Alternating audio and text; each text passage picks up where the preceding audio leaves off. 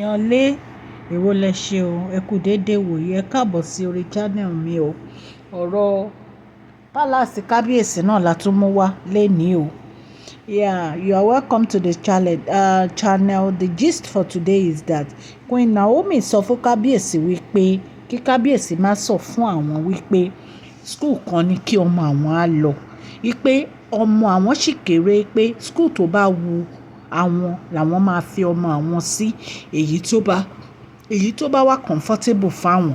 Ẹ̀yin èèyàn lé, ẹ jẹ́ ká jọ gbọ́ gist ti.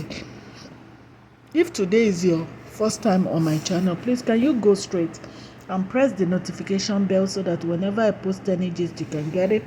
My name is Mashola. I normally speak Yoruba on my channel and sometimes English. To my old subscribers, I say thank you. God Almighty will bless you. Okay, lọ́lá yín á máa lọ.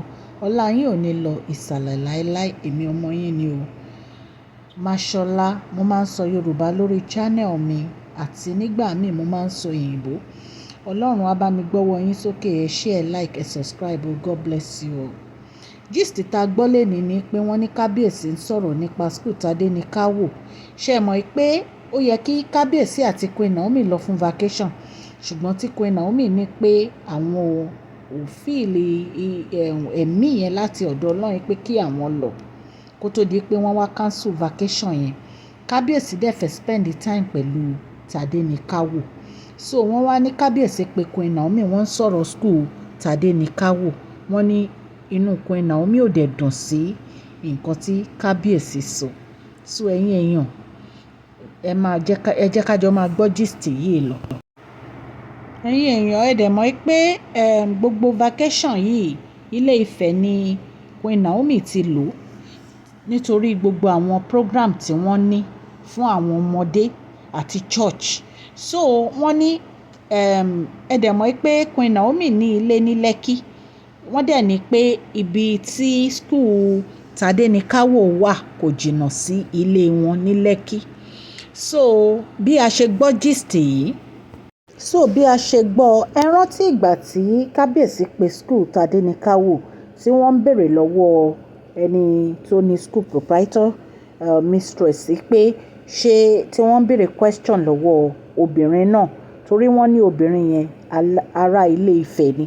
So wọ́n ní pé obìnrin náà dẹ̀ sọ àwọn information tó need fún wọn. Wọ́n ní so àtìgbà yẹn ni Kábíyèsí ti fẹ́ change school Tadenikawo. So right now wọ́n ní Kábíyèsí ń gbégbèsè láti register Tadenikawo sí another school ní Lekki. Wọ́n ní ìgbà tí wọ́n dẹ̀ sọ fún Queen Naomi, wọ́n ní inú Queen Naomi ò dùn pé kò yẹ kí Kábíyèsí kí wọ́n dá sí ọ̀rọ̀ school Tadenikawo wípé àwọn ni àwọn bí ọmọ àwọn. School tó bá dẹ̀ wu àwọn làwọn máa mú lọ.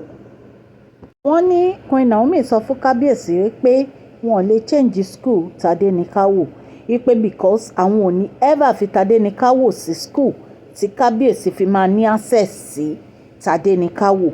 Wípé so tán bá feel pé nǹkan tí àwọn fẹ́ ṣe nìyẹn, wọ́n ní kò ní ever ṣẹlẹ̀. So ẹ̀yin èèyàn lé gist tá gbọ́ ní ìta ní ká mú wá fún yín. Ẹ jẹ́ kí a máa gbọ́ lọ.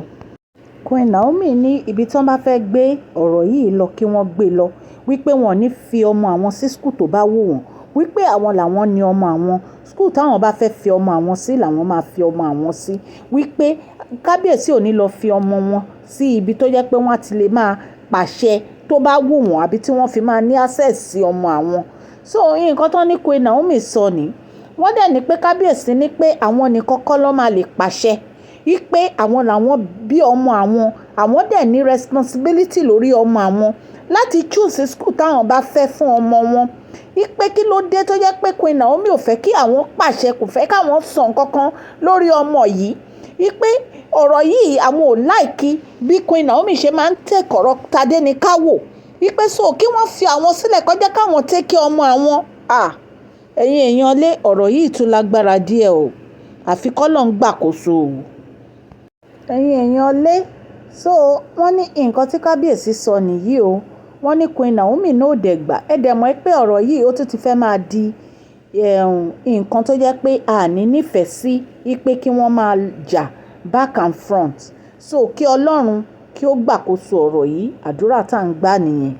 Ọlọ́run á dẹ̀ ṣe. So ẹ̀yin èèyàn lé, kí la fẹ́ ṣe lórí ọ̀rọ̀ kábíyèsí yìí? Àfi kí Ọlọ́run kó wa yọ lórí ọ̀rọ̀ kábíyèsí o. Nítorí pé kábíyèsí ní àwọn ò lè gbà káwọn fi ọmọ àwọn sílẹ̀. Wípé àbí kí Queen Naomi kí wọ́n mú ọmọ àwọn lọ sí school tó bá wù wọ́n. Wípé àwọn fẹ́ ní àṣẹ lórí ọmọ àwọn. Wípé ọba làwọn, bàbá ọmọ làwọn, àwọn dẹ̀ fẹ́ pàṣẹ lórí ọmọ àwọn. So gist tá gbọ́ ní ìta ní ká mú wá fún yín ẹ̀yin èèyàn lé. Etí tẹ fi ń gbọ́ mi ò ní di, ọwọ́ tẹ fi ń tẹ subscribe, like, ọwọ́ yẹn ò ní kan ìsàlẹ̀ àpò. Òkè lọ́lá yín á máa lọ ní agbára Ọlọ́run. Thank you so much. God bless you all.